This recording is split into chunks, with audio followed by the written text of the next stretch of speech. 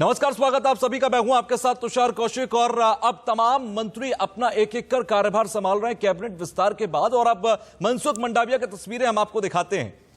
मनसुख मंडाविया अपना इस वक्त कार्यभार संभाल रहे हैं। काफी अहम जिम्मेदारी इनके कंधों पर दी गई है। स्वास्थ्य मंत्रालय का जिम्मा इनको दिया गया है। मनसुख मंडाविया ने स्वास्थ्य मंत्रालय का काम संभाला और आपको बता दें कि अब इनके ऊपर काफी अहम जिम्मेदारियां होंगी, क्योंकि कोरोना के काल में जिस तरह से सबसे बड़ी चुनौती स्वास्थ्य मंत्रालय के ऊपर रही, डॉक्टर हर्षवर्धन अब तक अपना काम करते रहे, लेकिन अब मनसुख मंडाविया को ये तमाम जिम्मेदारी उठानी होगी। देश के अंदर स्वास्थ्य मंत्रालय किस तरीके से कोरोना की तीसरी लहर की जो आमद का सबसे बड़ा खतरा है उससे कैसे बचाए, ये मनसुख मंडाविया की सबसे बड़ी चुनौती, सबसे बड़ी जिम्मेदारी होगी। ऐसे में मनसुख मंडाविया की तस्वीर आप देखिए, कार्यभार संभाल लिया है उन्होंने। ये तस्वीरें हम आपको कुछ ही मिनटों पहले की दिखा रहे हैं। और मनसुख मंडाविया के ऊपर यह स्वास्थ्य मंत्रालय की जिम्मेदारी काफी अहम है। मनसुख मंडाविया का प्रमोशन किया गया है कैबिनेट में और प्रधानमंत्री नरेंद्र मोदी ने उनके ऊपर विश्वास जताया है।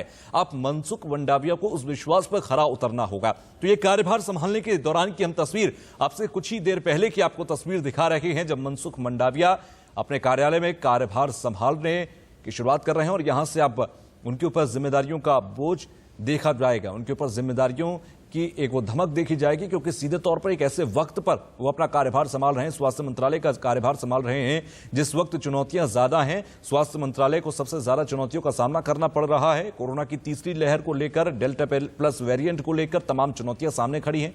ये तस्वीर आप देखिए, दो अलग अलग तस्वीर, उनका स्वागत जब कार्यालय में किया गया उस दौरान की तस्वीर, और दूसरी जब वो ऑफिशियली उस ऑफिस को ज्वाइन कर रहे हैं, हेल्थ मिनिस्ट्री को ज्वाइन कर रहे हैं। तो दो अलग अलग तस्वीर मनसुख मंडाविया से जुड़ी हुई कार्यभार के संभालने के दौरान की तस्वीर ये। तो ministry of health and family welfare को लेकर उन्होंने अभी कार्यभार संभाल लिया है। जो आप तस्वीरें देख रहे हैं उसी के ऑफिस में वो बैठे हुए हैं इस वक्त। और पहली तस्वीर में उनके तमाम सहयोगी उनके ऑफिस के जो रहेंगे वो उनका स्वागत कर रहे हैं ऑफिस के अंदर। और दूसरी तस्वीर में आप देख रहे हैं कि वो अपना कार्यभार संभालते हुए, तमाम फॉर्मेलिटीज को पूरा करते हुए।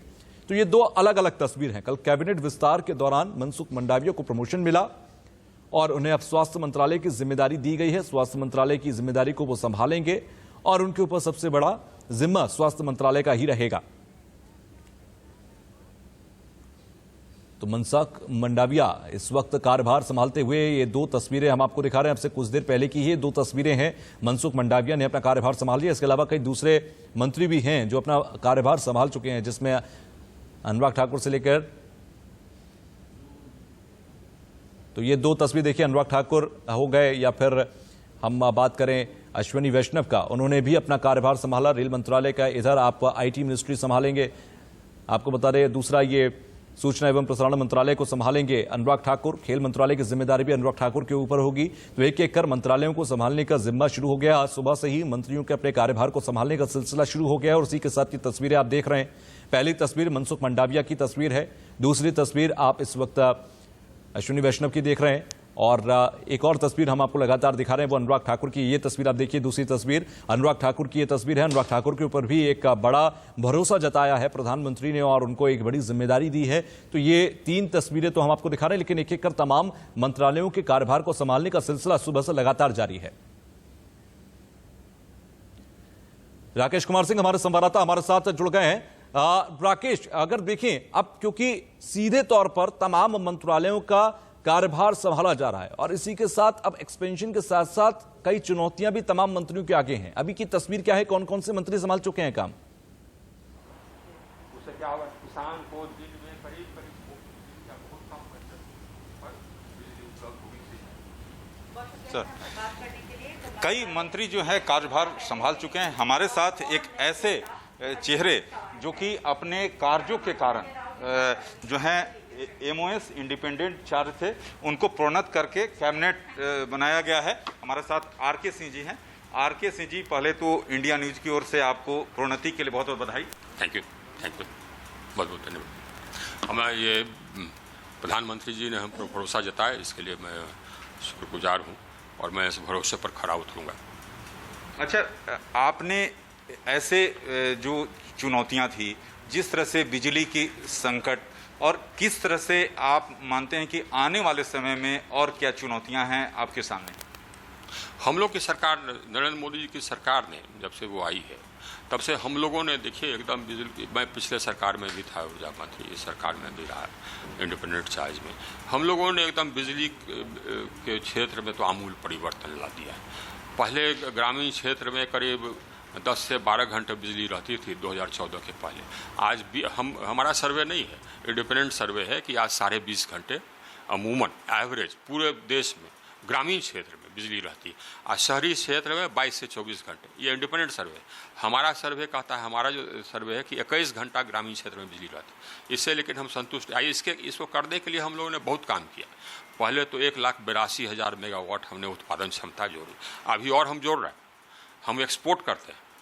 आज देखिए बिजली का डिमांड 200 गीगावाट यानी कि 2 लाख मेगावाट हो गया, और हम उसको बखूबी आपूर्ति कर रहे हैं, हम एक्सपोर्ट भी कर रहे हैं और बढ़ेगा। बिजली का मांग बढ़े, ये हमारे लिए खुशी की बात है। हम लोगों ने पूरे देश को एक ग्रिड से जोड़ा, 1,42,000 किलोमीटर ट्रांसमिशन लाइन जोड़े हैं हम लोगों ने पिछले 4-5 साल में, 50,000 किलोमीटर और जोड़ रहे हैं। अब एक कोने से दूसरे कोने तक 1 लाख मेगावाट हम ट्रांसफ़र कर सकते हैं। अब किसी राज्य में बिजली की उपलब्धता कम हो, इसका कोई कारण नहीं, उनका डिस्ट्रीब्यूशन सिस्टम कमज़ोर था, उसके लिए हम लोगों ने करीब 2,700 नए सब स्टेशन बनवाए, 3,900 सब स्टेशन को, उनके जो सब स्टेशन थे उसको हमने मजबूत करवाने के लिए पैसा दिया, मजबूत हुआ वो। 6,65,000 ट्रांसफार्मर्स के लिए पैसा दिया हमने, करीब ये 7-7.5 lakh circuit kilometre HT-LT lines के लिए पैसा दिया, जो कि बदले गए पुराने लाइन्स। तो अब सिस्टम बहुत मजबूत हो गया। लेकिन पंजाब में जो स्थिति है, पंजाब में जिस तरह से बिजली की कमी है, जिस तरह से त्राहिमाम है, जिस तरह से वहाँ पर स्थिति है, उसको लेकर क्या कहेंगे? आखिरकार कौन? देखिए, पंजाब में या देश के किसी कोने में बिजली की कमी नहीं। बिजली तो ग्रिड में जितना आप चाहिए उतना हम देने को तैयार। आपको लेने की क्षमता होना चाहिए, वितरण करने की क्षमता होनी चाहिए। यह जो उनकी डिस्ट्रीब्यूशन कंपनी है उसको सुदृढ़ करना होगा, सिर्फ पंजाब को ही नहीं, अपने डिस्ट्रीब्यूशन कंपनी को सुदृढ़ करना होगा, उसका घाटा कम करना होगा, और ये ताकि वो बिजली जितना ज़रूरत हो ले सके और लोगों को दे सके। यह राज्य सरकार की जिम्मेदारी। हम राज्य सरकार को कहते आ रहे हैं कि हम पैसा देते जा रहे हैं, लेकिन अगर आप अपनी बिजली के वितरण कंपनी को नहीं सुधारिएगा तो फिर आपको दिक्कत होगी, और वही हो रहा। आपको सभी राज्यों को अपने विद्युत वितरण कंपनी को सुधारना होगा, उनको वायबल करना होगा। बिजली तो जितना चाहिए बिजली देने के लिए हम तैयार हैं, लेकिन वितरण कंपनी, अब हमने वितरण कंपनी को, ये वितरण सिस्टम को मजबूत करने के लिए भी पैसा दिया है और पैसा देंगे। 3 लाख करोड़ की और योजना हम लोगों ने स्वीकृत की है, हम लोग की सरकार ने, ताकि वितरण व्यवस्था में और कहीं भी अगर पुराना तार छूट गया हो जिसको बदलने की जरूरत है, बदल दीजिए आप। तो पंजाब में आप देंगे, लेकिन ये पैसा सिर्फ पैसा देने से आप वितरण सिस्टम को सुदृढ़ करने से नहीं होगा। अगर वो वायबल नहीं होगी डिस्ट्रीब्यूशन कंपनी तो वो फिर खराब हो जाएगा। तो पंजाब में जो समस्या है वितरण की समस्या है। पंजाब में जो भी समस्या है वो इंटरनल समस्या है, जिसको कि अपना कैप्टन साहब संभाले। हम लोग के जितने बिजली की जरूरत है वो ग्रिड से खरीद सकते हैं, हमारे पास पर्याप्त बिजली। अच्छा, अब जो है आप क्या लक्ष्य निर्धारित कर रहे हैं, क्योंकि आप पर ज़्यादा भरोसा किया गया है जिस तरह से?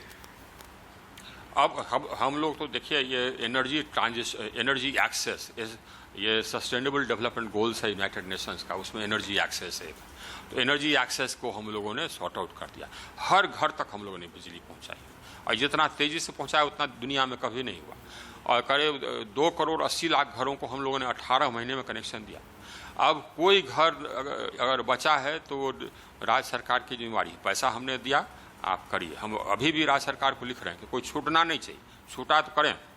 और इसके अलावे जो हमने ये अपने एनर्जी से ट्रांजिशन को हैंडल किया है, जिस तरह से हम अपने कार्बन लोड को कम कर रहे हैं, वो पूरी दुनिया देख रही है कि भारत एक अग्रणी देश के रूप में उभरा है, क्योंकि हमारा रिन्यूएबल के जोड़ने की गति दुनिया में सबसे तेज गति से हमने रिन्यूएबल जोड़ा है, ताकि हमारा कार्बन लोड कम हो।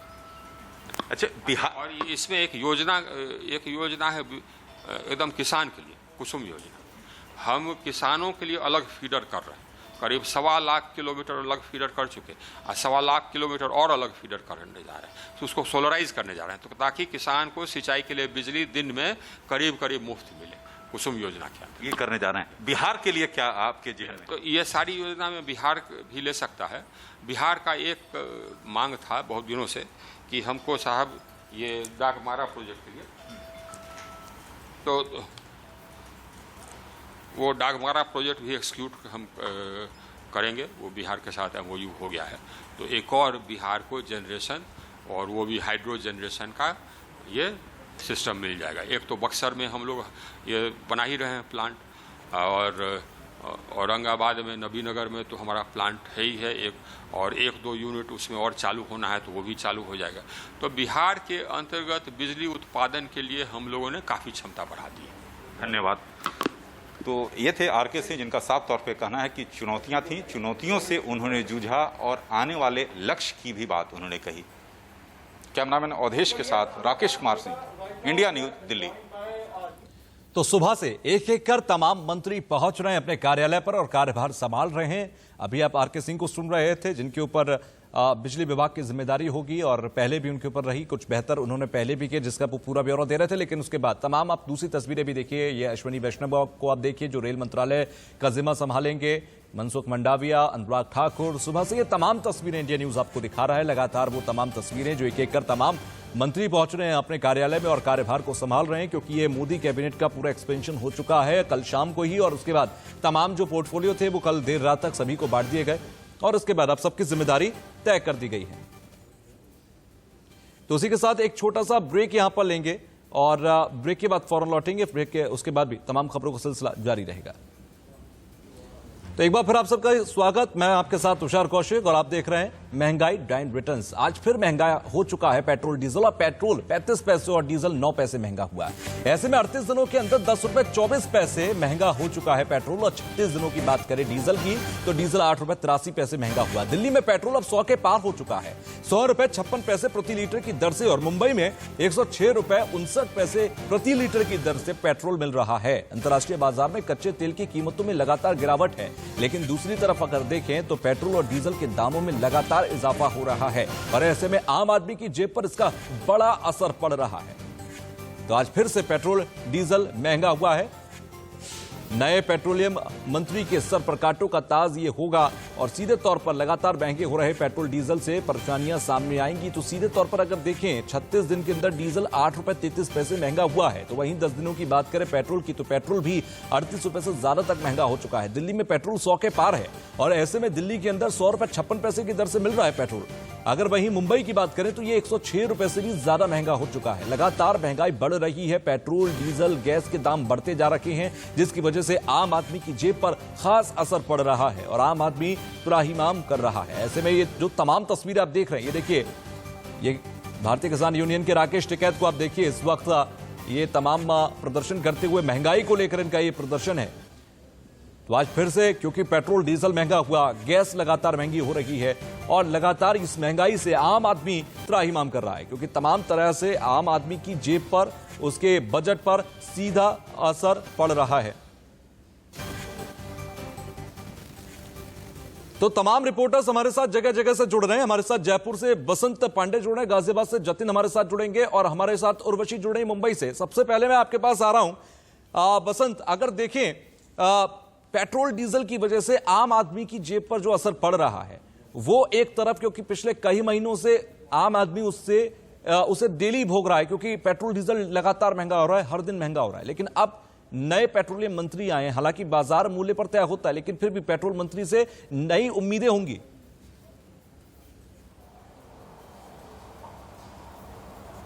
बिल्कुल, देखिए निश्चित तौर पर अगर बात करें पेट्रोल के दाम बीते 65 दिन से लगातार बढ़ते जा रहे हैं, और एक बार फिर जिस तरह दाम बढ़े हैं कहीं ना कहीं घर का बजट भी बिगड़ गया है। अब चूंकि जयपुर की अगर बात करें, जयपुर में जो है पेट्रोल के दाम 36 पैसे बढ़े हैं, और जो पेट्रोल का है 107 रुपए 37 पैसे जो है पर ये पहुंच गया है। हालांकि डीजल की अगर बात करें, डीजल 9 पैसे महंगा हुआ है, और डीजल के दाम 98 रुपए 74 पैसे पे पहुंच गए हैं। हालांकि राज्य सरकार इसके लिए केंद्र सरकार को जिम्मेदार ठहरा रही है, तो केंद्र सरकार कहीं ना कहीं राज्य सरकार पर आरोप लगा रही है। लेकिन जिस तरह दाम लगातार बढ़ रहे हैं, घर का बजट भी पूरी तरह से बिगड़ गया है। खाद्य पदार्थ जो है वो पूरी तरह से महंगे हो गए हैं, दालों के भाव हैं वो लगातार बढ़ते जा रहे हैं। हालांकि जो जनता है वो उम्मीद लगाए बैठी है कि कहीं ना कहीं जो केंद्र सरकार है टैक्स में राहत दे, जिसके बाद कहीं ना कहीं पेट्रोल डीजल के दाम कम हो, क्योंकि पूरे देश भर की अगर बात करें, देश भर में सबसे ज्यादा महंगा जो तेल और पेट्रोल और डीजल है वो राजस्थान। बिल्कुल पेट्रोल, बिल्कुल मैं इस पर भी आपसे बात करूंगा बसंत, मैं इस पर भी बात करूंगा क्योंकि राजस्थान के अंदर सबसे ज्यादा महंगाई देखी जा रही है पेट्रोल डीजल की वजह से। गाजियाबाद से हम जतिन आपके पास आ रहे हैं क्योंकि आपके पीछे हम वो प्रदर्शन देख पा रहे हैं। राकेश टिकैत वहां पर है, भारतीय किसान यूनियन के तमाम नेता हैं। जरा वहां से जानकारी दीजिए कि क्या स्थिति और बातचीत भी कीजिए जरा उनसे। देखिए बिल्कुल करते हैं, मैं आपको दिखा देता हूं। देखिए किसानों के हाथ में यहाँ सिलेंडर है और सिलेंडर लेकर वो यहाँ पर प्रोटेस्ट कर रहे हैं। बाकायदा उन्होंने बैनर भी लगाए हैं महंगाई को लेकर, और क्योंकि कृषि कानून को लेकर वो लगातार प्रदर्शन कर रहे हैं। और ये नेशनल हाईवे 24 का हिस्सा है। आप देखिए बाकी किसान भी आपको यहाँ पर नजर आएंगे सिलेंडर लेकर। चाक चौबंद सुरक्षा व्यवस्था इस प्रदर्शन के लिए की गई है। और देखिए किसानों के हाथ में ये बैनर है, रसोई गैस के दाम आधे करो। राकेश टिकैत से हमारी बात हुई, उनका कहना है कि पूरा जो मुद्दा है उसमें महंगाई का मुद्दा भी जोड़ दिया गया है। और यहाँ पर निश्चित तौर पर हम कोशिश करते हैं राकेश टिकैत से बात करने की कि वो इस मसले पर क्या कह रहे हैं। हालांकि निश्चित है हम बात करेंगे। आप देखिए सिलेंडर लेकर वो यहाँ पर मौजूद है। ये सिलेंडर एक बार पूछ लेते हैं सर, महंगाई का मुद्दा आपके मुद्दे में जुड़ गया है, सिलेंडर लेकर क्या वजह जानना चाहेंगे? अरे घर से तो देने पड़े इसके, कोई और सरकार के खाते से आवे पैसा, जब जेब में तो जा तो भाई कहना तो पड़ेगा। हाँ, या जेब में तो गए हुए नोट को कहना कहा कहाँ को। सिलेंडर लेकर आप लोग यहाँ पर मौजूद है, थोड़ा सिलेंडर तो घर में से ही तो जाए पैसे, क्या सिलेंडर कहीं और आ जाएगा? पेट्रोल डीजल और तमाम दामों पर सारे इशू पे भाई, महंगाई पे इशू। कहाँ प्रदर्शन चल रहा है थोड़ा जानना चाहेंगे अपनी बात? ये तो पूरे देश भर में जगह जगह। राकेश टिकैत को आपने सुना, उन्होंने कहा कि पूरे देश में ये प्रदर्शन इस समय चल रहा है महंगाई को लेकर। एक मुद्दा जो है कृषि कानून में वो जुड़ गया है। मैं अंत में आपको फिर से तस्वीर दिखा दूं, सिलेंडर लेकर किसान सड़क पर है और किसान का कहना है कि सिलेंडर के जब दाम बढ़ रहे हैं, डीजल के दाम बढ़ रहे हैं, पेट्रोल के दाम बढ़ रहे हैं, तो सीधा असर पड़ रहा है। जी बिल्कुल जतिन, मैं आपके पास लौटता हूं। उर्वशी खोना भी हमारे साथ जुड़ गई है मुंबई से। उर्वशी, दिल्ली में 100 के पार हुआ है पेट्रोल, लेकिन अगर मुंबई की बात करें 106 रुपए से ऊपर चल रहा है वहां पर भाव। और लगातार बढ़ते इस महंगाई से, चाहे वो गैस हो, पेट्रोल हो, डीजल हो, हर चीज महंगी होती है अगर पेट्रोल डीजल महंगा होता है। जी बिल्कुल, और जिस तरह से आप कह रहे हैं कि आम नागरिक के ऊपर इसको बहुत जो है इसका असर पड़ रहा है। कहीं ना कहीं मुंबई ये टॉप मोस्ट मेट्रो सिटी रही है, जहां पे 100 से पार पहली ऐसी मेट्रो सिटी थी, मैक्सिमम सिटी, जहां पे 100 से पार पेट्रोल पहुंच गया था। हम आपको बता दें कि पेट्रोल के रेट आज के जो है 106 के ऊपर है। और वहीं महाराष्ट्र राज्य में परभनी नाम का एक जिला है, जहां पे तो पेट्रोल के जो दाम है वो 109 को क्रॉस कर चुके हैं, यानी कि 110 तक अब महाराष्ट्र राज्य में पेट्रोल का दाम पहुंच रहा है। कल 108 था परभनी में और आज जो है 108 क्रॉस कर 109 के ऊपर हो गया है। हम देखते हैं कि मुंबई और खास करके महाराष्ट्र में कैसे हर लेवल पे जब भी पैसे की बढ़ोतरी होती है, दाम की बढ़ोतरी होती है, इसमें Mumbai top most priority city है। और जहां हम पेट्रोल की इतनी बात कर रहे हैं, अब धीरे धीरे डीजल भी 100 तक पहुंचने वाला है, क्योंकि डीजल का भी आज का रेट आप देखें तो 97 क्रॉस कर चुका है। धीरे धीरे ये जिस तरह से 6th बढ़ोतरी ये सिर्फ महीने की हुई है, और मई महीने से अगर हम देखते हैं तो लगातार मल्टीपल टाइम्स जो बढ़ोतरी हुई है, उससे इंसान उससे समझ सकते हैं कि कितने ज्यादा इंसान को सफर करना पड़ रहा है, क्योंकि ऑलरेडी इकोनॉमिक लॉसेस है, पैंडेमिक एरा में है, हम लोग सब महामारी में जी रहे हैं। और इसमें पैंडेमिक से वैसे ही आम आदमी की जेब पर असर पड़ा हुआ है, लेकिन साथ ही साथ पेट्रोल डीजल अगर गैस महंगे होंगे तो आम आदमी पर दोहरी मार पड़ेगी, और उस दोहरी मार से कैसे उभरेगा आम आदमी, ये सबसे बड़ा सवाल है। आप सबका बहुत बहुत शुक्रिया हमसे जुड़ने के लिए। और यहां एक छोटा सा ब्रेक ले रहे हैं, ब्रेक के बाद फौरन लौटेंगे और लगातार खबरों का सिलसिला जारी रहेगा।